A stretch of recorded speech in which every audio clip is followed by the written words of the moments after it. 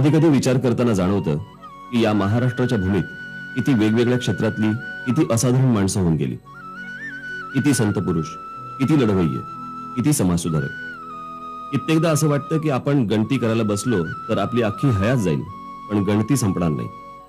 ही गणती कुठल्याही बाजूने करायला सुरुवात केली तरी एक महापुरुष दराखोऱ्यांच्या छाताडावर पाय रोवून आणि आपले विशाल बाहू पसरून साक्षात या महाराष्ट्राच्या नियतीला आव्हान देतो. त्या महापुरुषाच्या चरित्राकडे पाहताना आपले डोळे दिपून जातात. आजूबाजूचं काही दिसेनसं होतं, काही सुचेनसं होतं. महापुरुषाचं नाव मी नव्याने सांगावं असं नाही, पण तरीही ते नाव उच्चारताना सुद्धा मला स्वतःला मी मराठी असल्याचं सार्थक वाटतं. म्हणून ते नाव पुन्हा सांगतो, छत्रपती शिवाजी महाराज.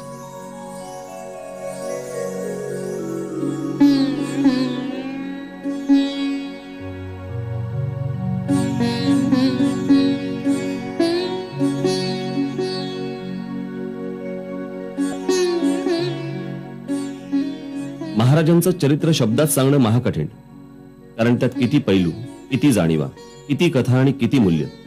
त्यामुळे महाराजांचं चरित्र दुसऱ्याला सांगणं म्हणजे शिवधनुष्य पेलण्याचं आव्हान स्वीकारणं. दोन्हीही अर्थाने शिवधनुष्यच हे. पण हे आव्हान स्वीकारणारा एक धुनमस्त माणूस या अंजन कांचन करवंदीच्या महाराष्ट्रात निघालाच. चांगल्या अर्थाने शिवचरित्राचं वेळ डोक्यात घेऊन स्वतःच महाराजांचं तुफान बनणाऱ्या या माणसाचं नाव शिवशाहीर बाबासाहेब पुरंदरे.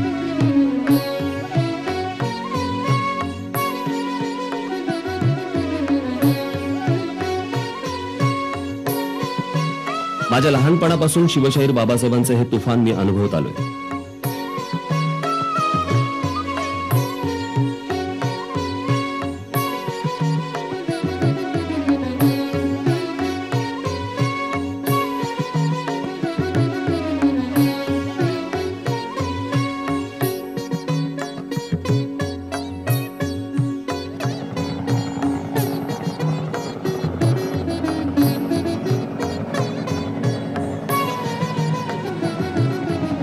बाबासाहेब पुरंदरेंचा आणि रायगडचा जवळचा संबंध. मराठी साम्राज्याचा पाया घालणाऱ्या छत्रपती शिवाजी महाराजांची ही राजधानी. शतकांच्या प्रतीक्षेनंतर स्वराज्याचं सिंहासन इथे स्थापन झालं. बाबासाहेबांच्या शिवचैतन्याचे असंख्य आविष्कार जगभर झाले असले तरी रायगडावर मात्र बाबासाहेबांमध्ये जणू साक्षात इतिहास पुरुषाचा संचार होतो. आज त्यांच्या 83 वर्षाच्या आयुष्यात 500हून अधिक वेळा बाबासाहेब इथे आले असतील.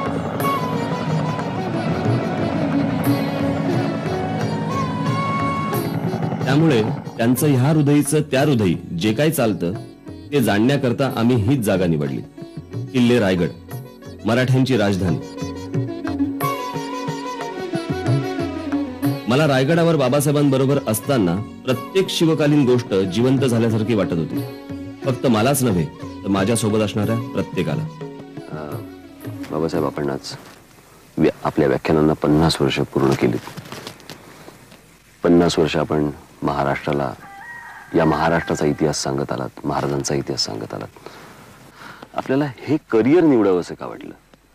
अशी कोणती घटना घडली तुमच्या आयुष्यात की या विषयाकडे वळावं असं वाटलं तुम्हाला? वडिलांनी लहानपणापासून मला ज्या गोष्टी सांगितल्या, त्या इतिहासातल्या सांगितल्या, दागदागिन्यातल्या सांगितल्या, निर्णया घराण्यातल्या सांगितल्या, जंगलातल्या सांगितल्या, जनावरांच्या सांगितल्या, डोंगर, रान, सह्याद्री याच्याही सांगितल्या. आणि त्या सगळ्या गोष्टीचा माझ्या मनावरती असा एक खोल परिणाम होत गेला. आणि मी 11 वर्षाचा असताना एक विलक्षण गोष्ट घडली. प्रभात फिल्म कंपनीने सिंहगड नावाचा एक चित्रपट काढला. त्याच्यामध्ये बाबूराव पेंढारकर यांच्यासारख्या अतिशय जबरदस्त ताकदवान कलाकारांना उदयभान राठोड कोंडाण्याचा सिंहगडचा किल्लेदार म्हणून भूमिका केली होती.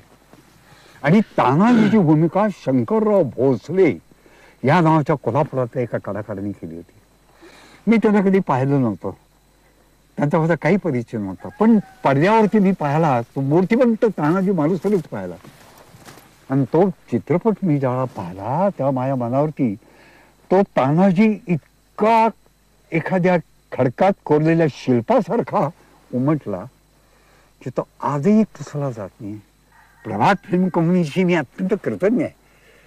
आपल्याला एक माहिती का, मला इतिहास इतकाच प्रभात फिल्म कंपनी आणि इतर कलाकारांचा आणि कलांचा नाद आहे. त्यातही मी रमतो, अतिशय रमतो.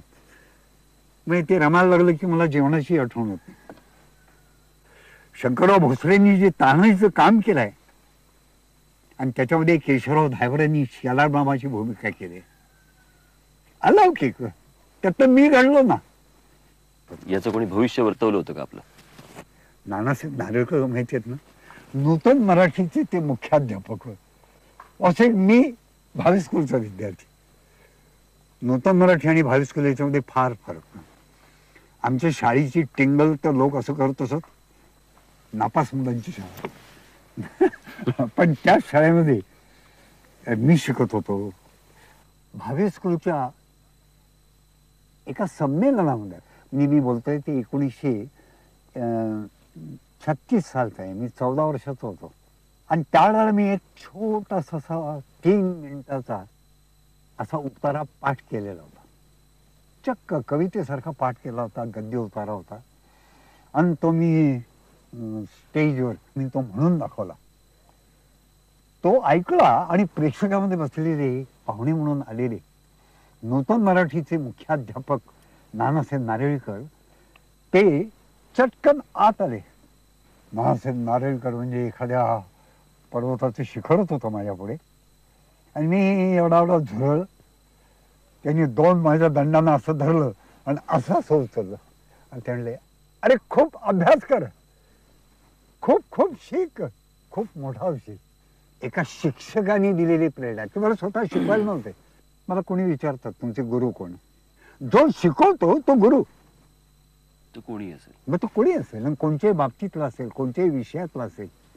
एकदा माझ्या वडिलांनी मला पर्वतीला नेलं आणि पर्वतीला सोन्याच्या मूर्ती होत्या, गणपतीची एक आणि पार्वतीची एक, अतिशय मौल्यवान.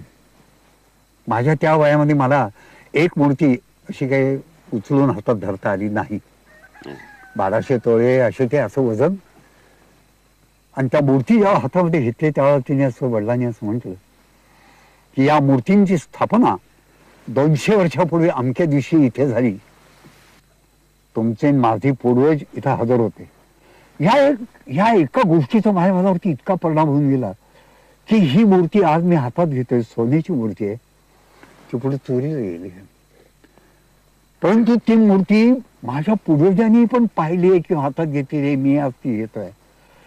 ते परंपरेचा असा प्रवाह नकळत माझ्या रक्त वाहिन्यामध्ये तो प्रवेश करीत होता.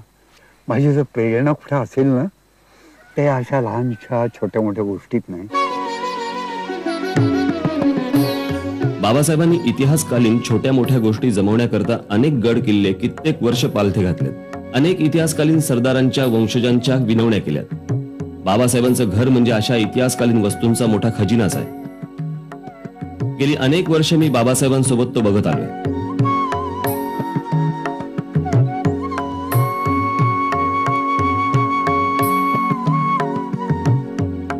पण बाबासाहेबांना खंत आहे ती वेगळीच. महाराष्ट्रातल्या अगणित इतिहासकालीन वस्तूंचा खजिना गेल्या 100 वर्षात केवळ निष्काळजीपणामुळे नाहीसा झालाय. सामान्य माणसांच्या मनातल्या या ऐतिहासिक ठेव्याबद्दलची अनास्था आणि औदासिन्य याबद्दल बाबासाहेब पोटतिडकीने बोलतात. त्यांच्या लहानपणी त्यांनी पाहिलेल्या मूर्तीच्या चोरीबद्दल मी त्यांना विचारलं. ही स्वातंत्र्यपूर्व काळात गेली चोरीला की आत्ता गेली चोरीला? नाही, ती त्याच वेळेला गेली. आमचे देव चोरांना लवकर पावतात. पूर्वी ते संताजी घोरपड्यांना, पहिल्या बाजीराव पेशव्यांना आणि शिवाजी महाराजांना पावत होते. आता ज्या चोऱ्या होत्या, पर्वतीला चोरी झाली, आमच्या देवस्थानात चोरी झाली, जेजुरीला चोरी झाली, अशी प्रतापगडला चोरी झाली. शिवाजी महाराजांनी भवानी देवीला अर्पण केले ते एवढे अप्रतिम उत्कृष्ट दर्जाचे डागडागिने राज्याभिषेकापूर्वी जे अर्पण केलेलं की ज्याची आजच्या किमतीप्रमाणे किंमत तर कोटीमध्ये भरेल. यादी पाहिजे असेल तर एखादी यादी देता येईल. कारण चोर सापडले, चोरी सापडलेली, पण ते चोरीला गेले. असे कसे गेले? असे कसे जाऊ शकतात? आणि अशा अनेक देवस्थानाच्या चोरी झाल्या का? त्याच्याकडे आपण त्या दृष्टीने पाहिलं नाही. त्या आमचं अमौलिक मन गेलं. अरे आठवतं का, इंग्लंडच्या राजाला किंवा राणीला राज्याभिषेक करताना खाली काहीतरी एक दगड ठेवतात म्हणे. तो परंपरेने चालत आलेला आहे. साधा दगड आहे म्हणे, का फरशीचा तुकडा असं काहीतरी आहे. आणि तो पुढच्या काळात म्हणजे या गेल्या 60-70 वर्षे पूर्वीच्या काळात तो नाहीसा झाला. सगळं राष्ट्र बेचैन झालेलं. आणि हजरत बलची कथा तर आपल्या कानावरती आलेलीच आहे. मग इतकी जर सामाजिक जागृती लोकांच्या मध्ये, ऐतिहासिक वस्तू, वास्तू, ऐतिहासिक स्मरण पानं ह्याच्याबद्दल जर असू शकते जगात, तर आम्हीच कसे असे करंट आहे की एवढा अलौकिक इतिहास परमेश्वरांनी आमच्या वाट्याला दिला, आम्ही निर्माण केला, आणि आम्हाला मात्र त्याचं स्मरण होत नाहीये. आम्हाला त्याची टिंगल टबाळी हेटाळणी करायची वाटते. माझा एक अनुभव आहे. मी ह्याच्यामध्ये होतो, लंडनला होतो, काय अभ्यास करत होतो. त्यावेळेला मी घाईघाईने पत्र पूर्ण केलं, पाकिट केलं, पाकिटावर तिकीट नव्हतं. पोस्ट समोरच होतं, मी जिथे राहत होते तिथे तिकीट विकण्याकरता एक कॉलेजमधली मुलगी बहुतेक पार्ट टाइम सर्व्हिस होण्याची करत होती. ती बसलेली होती, इंग्लिश होती. मी गेलो, अगदी आता पोस्ट म्हणजे क्लिअरन्सची वेळ होती, उघडणार होते पेट्या. तेवढ्यात मी गेलो, म्हणजे आत्ता जवळ पत्र पडलं तर आत्ता लवकर जाईल, पण तिकीट लावायचं राहिलं होतं. मी घाईघाईने गेलो, त्यांना मी ते पैसे दिले, तिकीट घेतलं. त्या राणीच्या शिक्क्याचं, आता जी राणी आहे तिथंच तिकीट ते मी घेतलं आपल्या भारतीय पद्धतीप्रमाणे. ते चिकटवलं आणि मी त्यांना त्या मुलीला ते पाकिट दिलं तिथंच काउंटरवर. आणि मी म्हटलं हे एवढं त्यात आता जमा होईल ना? तर ते म्हणले बा तुम्ही काही काळजी करू नका, होईल. मी ते दिलं, तिला थँक्यू म्हटलं आणि मी परत फिरलो. 2 पावलं पाठीमागे आलो असेल तर तेवढ्यात तिने मला हाक मारली, मिस्टर. मी वळलं, पाहिलं, परत तिथे गेलो. मी तुला म्हटलं काय? तेव्हा ती म्हणाली ती दुरुस्त करा. मी पाहिलं काय बरोबर आहे, पैसे बरोबर आहे, तिकीट बरोबर आहे, किंमत बरोबर आहे. आणि मी तिकीट पाहिलं, ते राणीचं तिकीट त्या घाई गर्दीमध्ये चुकून उलट लागलं होतं. त्या चिमणी ते दुरुस्त करा. ओलं ओलं होतं, अंगठा लावला आणि फिरवलं तर राणीचं डोकं जाग्यावर आलं. पण मी हसलो, ती मात्र हसली नाही. आणि मी तिला विचारलं काय बिघडलं? समजा उलट लावलं, पैसे तेवढेच आहेत ना, मी दिलेले आहेत ना, मग काय बिघडलं? आणि समजा मी परस्पर प्रत्यक्ष पेटीत तसंच टाकून दिलं असतो तर काय लक्षात आलं असतं कोणाचं? तर ते म्हणजे मला सगळं लक्षात येते, पण माझ्या डोळ्यात देखत माझ्या राणीचा अपमान होतोय, माझ्या राष्ट्राचा अपमान होतोय, ते मला बरोबर वाटत नाही. म्हणून मी तुम्हाला सांगितलं, बाहेरची माणसं येतात आणि आमची स्तुती करतात. शिवाजी महाराजांच्या बद्दल एखादा डगलस येतो आणि तो म्हणतो हे अलौकिक चरित्र आहे, हे अलौकिक चरित्र आहे, या चरित्राला तोड नाही. If Walter Scott would have been here in India, he would have soon worked on the subject with all his boast of heroism and pomp of power. असं तो म्हणतो. आणि आम्हाला शिवाजी महाराज म्हणजे जुन्या काळातलं उकरून काढलेलं भूत वाटतं. हा, भूत जरूर आहे, पण पंचमहाभूतांची ताकद असलेलं ते जिवंत भूत आहे, ते कल्याणकारी भूत आहे. जॉर्ज बर्नार्ड शॉ बोलले होते की आपण इतिहासातनं शिकत नाही, हेच आपण इतिहासातनं शिकतो. आपण खरंच काही शिकलो का इतिहासावरनं? हा समाज काही शिकला का, की फक्त एक मनोरंजनाचं साधन म्हणून याच्याकडे बघितलं? मनोरंजनाचं चांगलं साधन म्हणून जरी पाहिलं असतं ना, आमचे नेमके गुण आणि नेमके दोष जरी आम्ही मनोरंजनाच्या दृष्टीने लोकांच्या पुढे ठेवले असते, सांगितले असते, दाखवले असते नाटकासारखे, तरी या समाजाला खूप शहाणपण आलं असतं.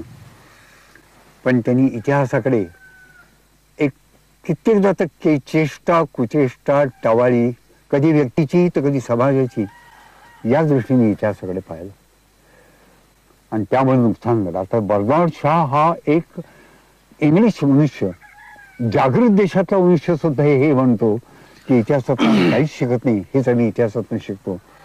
मग त्या त्रैवार्षिकामध्ये आम्ही कुठे होऊन बसू? आम्ही तो शून्यात जाऊ.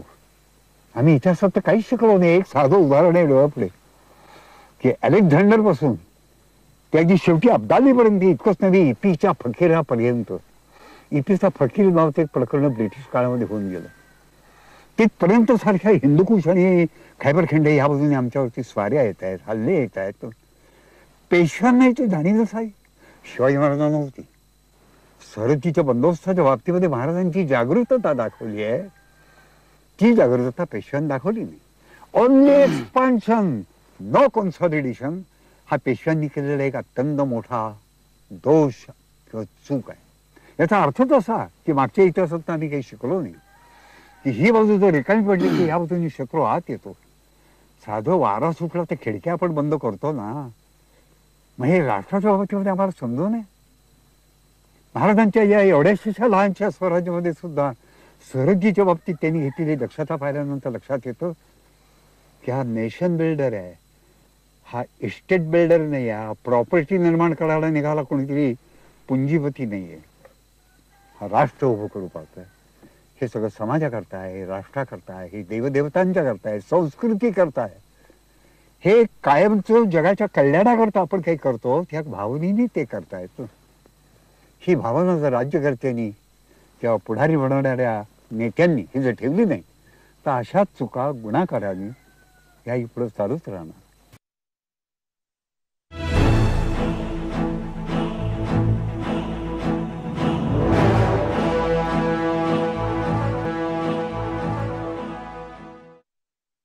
महाराजांबद्दल बाबासाहेब खूप दंतकथा हो, आहेत.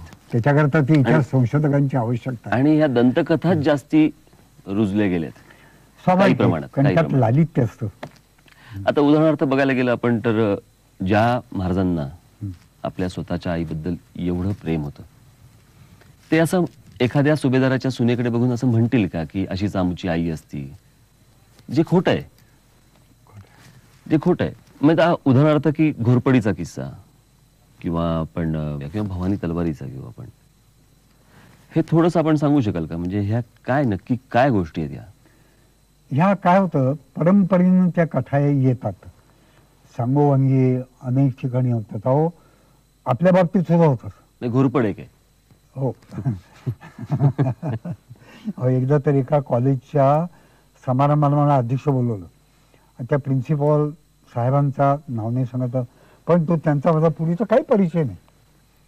परंतु प्रास्ताविक भाषण करायला प्रिन्सिपॉल उभे राहिले. ते म्हणाले, साक्षात मूर्तिमंत इतिहासाचा हा पुरुष आहे. माझ्याकडे हात करून, लग्न नाही, कार्य नाही, संसार नाही, काही नाही, सगळं आयुष्य इतिहासाला बाहेर. आता हे खोट आहे. मी तर दुष्काळात पडलो की उद्या जर ही कॉलेजमधली पोरं माझ्या घरी आली आणि त्यांनी अमृतरावांच्याकडे आणि प्रसादरावांच्याकडे हात करून विचारलं की हे कोण, आणि आमच्या सौभाग्यवतींच्याकडेही पण त्यांनी विचारलं की या तुमच्या कोण, तर मी काय सांगू. पण त्यावेळेला ते प्रिन्सिपॉलच, मी त्यांना हवंच म्हटलं की असं काही नाही आहे, तर चढले राहू द्या, कोण विचारायला जातो म्हणले.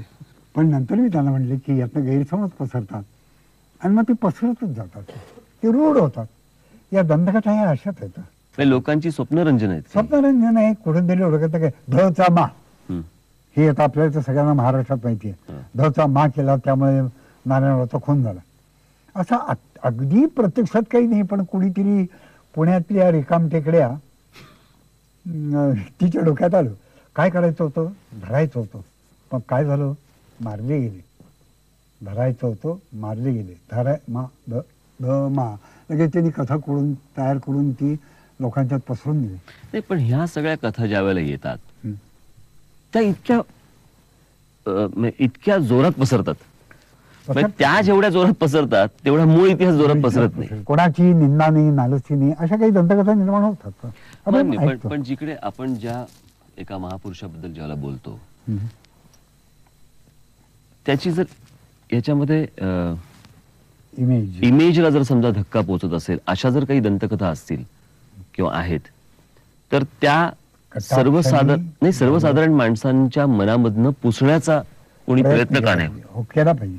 आता एक दंतकथा जर समजा आपण घेतली, म्हणजे ती दंतकथा आहे असं मला माहिती, पण आपण जर सांगितलं तर बरं होईल. आणि ती म्हणजे या वाघ्या कुत्र्याची, की तिथे जो लेख लिहिलेला आहे त्याच्यावरती की महाराज गेल्यानंतर वाघ्या कुत्र्यानी महाराजांबरोबर चितेत उडी मारली. महाराजांचा कुत्रा होता नव्हता, आणि होता तर ही समाधी इथे काय, याची एक कथा आपण मला मागे सांगितली होती, आपण ती महाराष्ट्राला सांगावी अशी. शिवाजी महाराजांचा कुत्रा किंवा आणखी निर्णया तऱ्हेचे प्राणी हे होते असे कागदपत्रातनं काही उल्लेख नाही. घोडे होते, ते असणारच, स्वाभाविक आहे. परंतु कुत्रं असलं पाहिजे असं म्हणायला एक बारीकसा आधार मिळाला आहे. शिवाजी महाराजांचं एक शिल्प कर्नाटकामध्ये धारवाडपासून एक 10 किलोमीटरवरती यादवाड नावाचं एक गाव आहे. आधी तिथे एका मंदिरामध्ये एक शिल्प महाराजांचं लावलेलं आहे, त्यावेळेच आहे. आणि त्याच्यामध्ये महाराज असे आसनावरती बसलेले आहेत आणि बाकीचं सगळं काय आहे तिथे. पण तू आत्ता मुद्दा असा की तिथे खाली एक कुत्रं दाखवलं आहे, एक कुत्रं बसलं आहे त्या आसनाच्या खालच्या बाजूला. त्या कुत्रा असेल आणि कदाचित शिवाजी महाराजांच्या नंतर तो महाराजांचा वियोग, आपला मालक गेला, आपला ह्या दुःखामध्ये ते कुत्रं मेलंही असेल. लोकांनी मग त्याचं आणखीन काहीतरी करून त्याला असं थोडंसं नाटकी म्हणा किंवा नाट्यमय म्हणा असं रूप दिलं. पण या समाधीची कथा काही वेगळीच आहे. या ठिकाणी एक पहिला एक बारीकसा चौथार असा होता, तो बारीकसा दिसतोय थोडा, बरं काही नव्हतं. हे जे बांधकाम आहे सगळं 1926च्या 30च्या अशा काळात ते केले गेलेलं आहे. शिवाजी रायगड स्मारक मंडळ म्हणून जे होतं त्यांनी ते केलेलं आहे. पैसा नव्हता.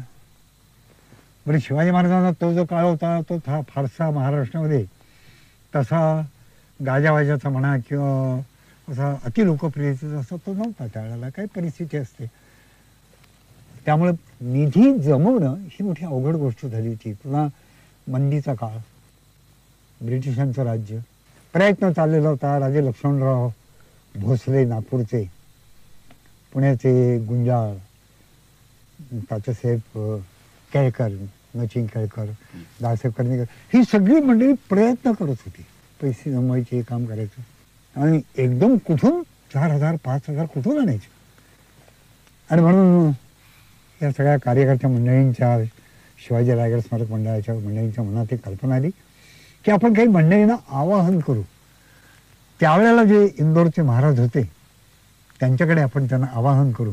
केलं आणि त्यांनी ताबडतोब उत्तम प्रतिसाद दिला आणि असं सांगितलं की मी या कार्याला सुमारे 5,000 रुपये, 5,000 रुपये म्हणजे फार मोठे आहेत त्या काळात, पण 5,000 रुपये मी देईन. या संस्थेत टिळक पण होते. टिळक होते, पण टिळक 1 ऑगस्ट 1920 या दिवशी मरण पावले. हे जे मी बोलतोय ते पुढच्या काळात बोलतो, 29-30 1930 या काळात बोलतो. तेव्हा ही सगळी मंडळी ही इंदोरला गेली. महाराजांनी आपल्या सेक्रेटरीच्या मार्फत त्यांना निरोप पाठवला इंदोरमध्येच. किंवा माझ्या लक्षात आहे, माझ्या मनातही आहे, पण मी यावेळेला अतिशय सचिंत आहे, मी दुःखी आहे. का? तेव्हा ते म्हणाले की महाराजांचा एक अत्यंत आवडता असा एक कुत्रा होता आणि तो नुकताच मरण पावला. 5,000 रुपये त्यांच्याकडे पाठवले आणि अशी आपली मानसिक मनातली इच्छा व्यक्त केली. तेव्हा रायगडावरची आपण ह्याच्यात काय खर्च करायचे ते करा, पण माझ्या मनातला माझा कुत्रा आहे, त्या कुत्रा या विषयाच्या संदर्भात जर काही जर होऊ शकत असेल संलग्न तर ते केलं तर मला बरं वाटेल. काही वावगत होतं, स्वाभाविक होतं. त्या तात्यासाहेब केळकरांच्या मनामध्ये एक कल्पना आली की ही जी वाघ्या कुत्र्याची जी एक दंतकथा आहे तिचा आपण उपयोग केला आणि जर समजा त्यातमध्ये त्याच्यातही पण एक छोटंसं त्या कुत्र्याचंही स्मारक केलं आणि महाराजांच्या मनात शिवाजी महाराजांच्या बद्दलचे प्रेम, आदर या सगळ्याच सार्थक होईल या कल्पनेनं. मग ते पैसे हे असे त्यावेळेला खर्च करण्यात आले. हे काम पूर्ण करण्यात आलं आणि ती पण मूर्ती त्या कुत्र्याची. ते शिल्प परदेशी आहे असं म्हणतात. हो, काय झालंय त्यावेळेला कुत्रं तयार करून घेणं हे पुन्हा खर्चाचं काम होतं. तेव्हा आपले जे शिल्पकार करमरकर होते त्यांच्याकडे गेले. करमरकरांचा पुण्याचा पुतळा त्यांनीच केला ना. त्या करमरकरांच्याकडे ज्यावेळेला ही मंडळी गेली की आम्हाला असं ऐकलं, त्या त्यांनी दाखवलं हे पाहिजे तयार आहे, याचं तुम्हाला जे आवडतं ते घेऊन जा. तो तयार केलेला पुतळा त्यांच्याविषयी कुत्र्याचा होता, तो त्यांनी आणला आणि ते इथं बसवला. ते आगीत उडी मारली वगैरे ते अतिशयोक्ती. इतिहासकार म्हटला की तो स्वभावाने गंभीर असावा असा समज आहे. उपरोधाने, मिश्किलपणे किंवा विरोधाने बोलण्याचं या मंडळींना वावडं असतं असंही मानलं जातं. पण मी बाबासाहेबांना अनेकदा मिश्किल किंवा विनोदी प्रश्न विचारले आहेत. बाबासाहेबांची उत्तरंही थोडीच थोड मिश्किल असतात. पण बाबासाहेब हा मिश्किलपणा किंवा उपरोध निर्विष करण्याचा सावधपणा बाळगतात. एका अर्थाने ते प्रश्नांना पूर्णच उरतात. एक मिश्किल प्रश्न आहे. हो. आपण 50 वर्ष आज आपण व्याख्यान देत आहे शिवाजी महाराजांवरती. कधी असं वाटलं का की आपण स्वतः शिवाजी महाराज आहोत, आपला परत जन्म झालेला आहे, आणि असा कधी भास झालाय किंवा शिवचरित्र सांगताना शिवचरित्र कधी आपल्यावरती असं कधी स्वार झालंय? असं कधी झालं नाही, पण आत्तापर्यंत आणखीन एक काही प्रश्न मला विचारतात तो असा की स्वप्नात तुम्हाला शिवाजी महाराज दिसले? एकदाच फक्त दिसले, आणि तेही इतके की ते सेकंदात सांगायचं झालं तर मला वाटतं बहुतेक 10 ते 12 सेकंद ते दिसले. काय बोलले? ते शाहिस्ते खानच्या वेळेला माझं अंतर्मन कसं जागा असतं त्याचा मला तेव्हा प्रत्यय आला. शाहिस्ते खानवर छापा घालण्याकरता महाराज जेव्हा त्या लालमहालात शिरले त्यावेळेला, आता मी तर मला तर माहिती आहे ना पुढे काय घडलं, आधी काय घडलं, मग काय झालं, तर तेव्हा मला ते जाणवतंय की आता आपण चाललो, आता ते खंडारापाशी आलो. आता आतमध्ये गेल्यानंतर त्या ठिकाणी ते लोक झोपलेले आहेत, तर झोपलेल्या लोकांनाही ठार मारावं लागणार आहे ह्याचा मला इतिहासकार सगळं माहिती म्हणून मला माहिती आहे, पण ते माझ्या मनात त्यावेळेला जाणवत होतं मला. आणि जेव्हा त्या अशा त्या भिंतीला पाडलेल्या खिंडारापाशी आम्ही येऊन पोचलो स्वप्नात, त्या महाराज इतकंच म्हणाले आत, म्हणजे आत चला. आणि मी आत गेलो, पण दचकून जागा झालो का, तर ते आता 13 लोकांना आपल्याला ठार मारण्याचं काम. आपल्या बाबासाहेब, आपल्या पत्नी फ्रेंच शिकलेल्या आहेत, त्यांना फ्रेंच भाषा येते. आपल्या कन्या, त्यांना पण फ्रेंच भाषा येते. त्या मला असं वाटतं शिकवतात देखील, हो. लेक्चर्स पण देतात. हो.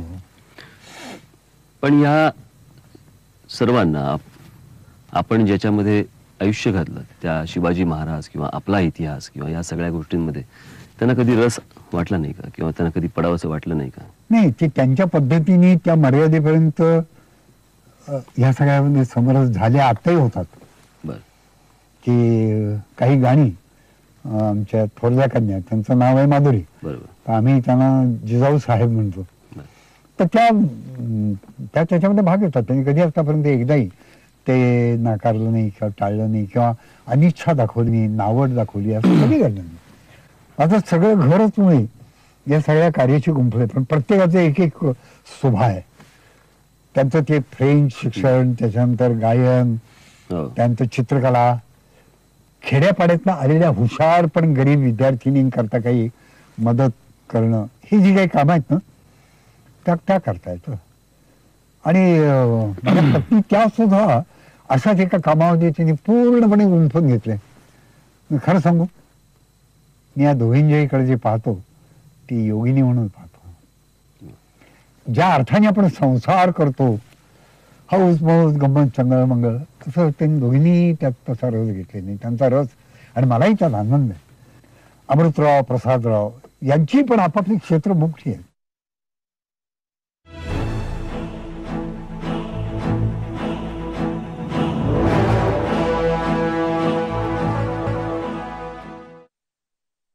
आपण घेतलेला वसा किंवा आपण हातात घेतलेलं हे कार्य व्याख्यानांच्या रूपाने असेल, पुस्तकांच्या रूपाने असेल, खास करून व्याख्यानांच्या रूपाने, हे अमृतरावांना किंवा प्रसादरावांना हे पुढे न्यावंसं नाही का वाटलं कधी? त्यांच्या आवडीनिवडीनं मी मुद्दाम वळण देणार नाही. माझं असं मत आहे, मी ते व्यवहारात पाळतो, की तुम्हाला मी डिक्टेट करणार नाही, तुम्हाला मी ते बजावणार नाही, तुम्ही ते कराच म्हणून हट्ट धरणार नाही. तुम्हाला जेवढं आवडेल तेवढं करा, जे कराल ते मनपूर्वक करा, ते जे आवडेल ते करा.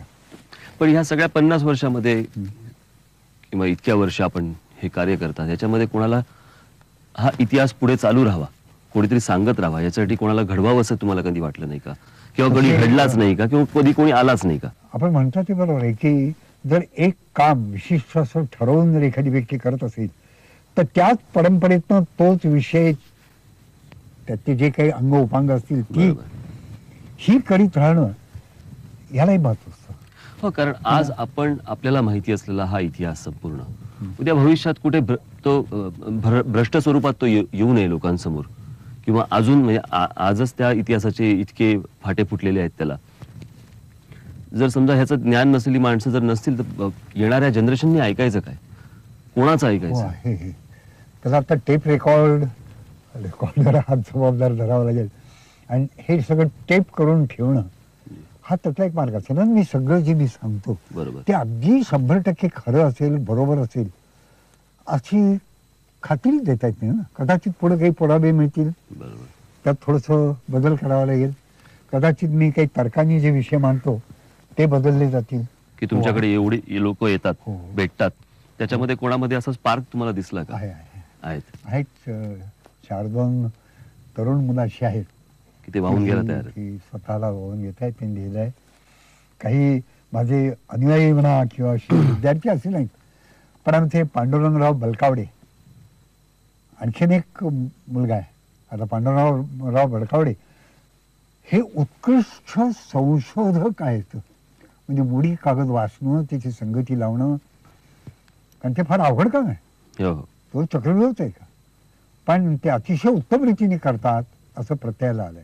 बाबासाहेब, आत्ताचं युग पाहता इतकं फास्ट, सगळं रेडीमेड आणि ताबडतोब सगळ्या गोष्टी पाहिजेत, असं असताना अर्थकारण सांभाळून शिवाजी महाराजांचा, शिवचरित्राचा, या सर्व गोष्टींचा प्रसार करणं, प्रचार करणं शक्य आहे का?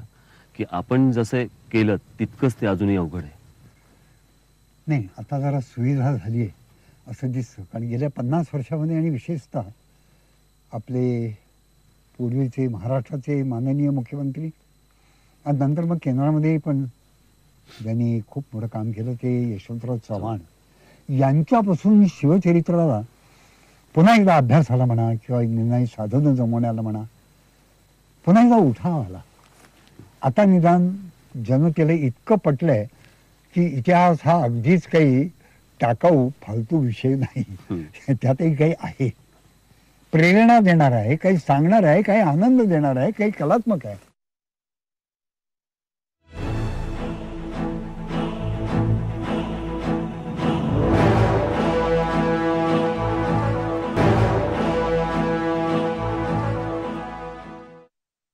यादव राजाच्या वेळेला जसा महाराष्ट्र बेसावध राहिला अल्लाउद्दीन खिलजीच्या वेळेस, आज तसाच महाराष्ट्र पुन्हा बेसावध आहे असं वाटतं का? म्हणजे मला असं वाटतं म्हणून आपल्याला विचारतो.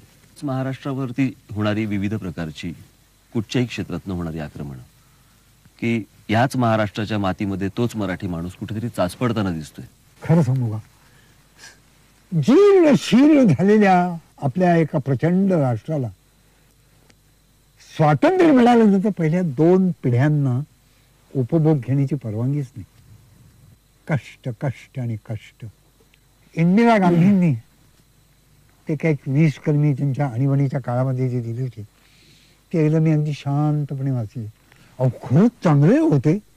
जे चांगलं होतं ते कोणाचंही चांगलं असेल तरी आपण स्वीकारलं पाहिजे, त्याला पाठिंबा दिला पाहिजे, ते उचलून दिलं पाहिजे.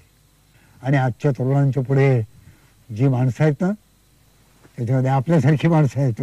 फार मोठ्या आशेने आम्ही पाहतो प्रत्येक क्षेत्रामध्ये जिद्द धरून, महत्वाकांक्षा धरून जर उभं राहिलं तर राष्ट्र उभं राहतं. बाबासाहेब पुरंदरेंकडून मी छत्रपती शिवाजी महाराजांच्या असंख्य कथा ऐकल्यात. एखाद्या ऐतिहासिक घटनेबद्दल न्याय काय आणि अन्याय काय याचा निवाडा करायचा झाला तर संदर्भ म्हणून मला शिवाजी महाराजांच्या चरित्राकडे पुन्हा पुन्हा बघावंसं वाटतं. अगदी आपलं रोजचं आयुष्य जगताना सुद्धा कोणतं मूल्य बरोबर, कोणतं मूल्य चूक याची जाणीव सतत मनाशी राहावी म्हणून मी छत्रपती शिवाजी महाराजांच्या आयुष्यातल्या प्रसंगांचा संदर्भ तपासून पाहतो. असा नेमका संदर्भ तत्काळ जाणण्याकरता अनेकदा मी असा थेट जाऊन बाबासाहेबांच्या समोर उभा राहिलो आणि बाबासाहेबांनी मला कधीही निराश केलेलं नाही. शेकडो वर्षापूर्वीचा प्रसंग, त्याची तारीख, वार आणि त्याच्या ऐतिहासिक महत्वासह बाबासाहेबांनी नेहमीच माझ्यासमोर जिवंत केलाय. माझ्याच काय, अख्ख्या महाराष्ट्रासमोर त्यांनी अनेकदा छत्रपती शिवाजी महाराजांचं चरित्र जिवंत केलंय. महाराज सिंहासनाधीश्वर प्रौढ प्रताप पुरंदर महाराजाधिराज राजा शिवछत्रपती की जय. राजा शिवछत्रपती की जय. राजा शिवछत्रपती की जय.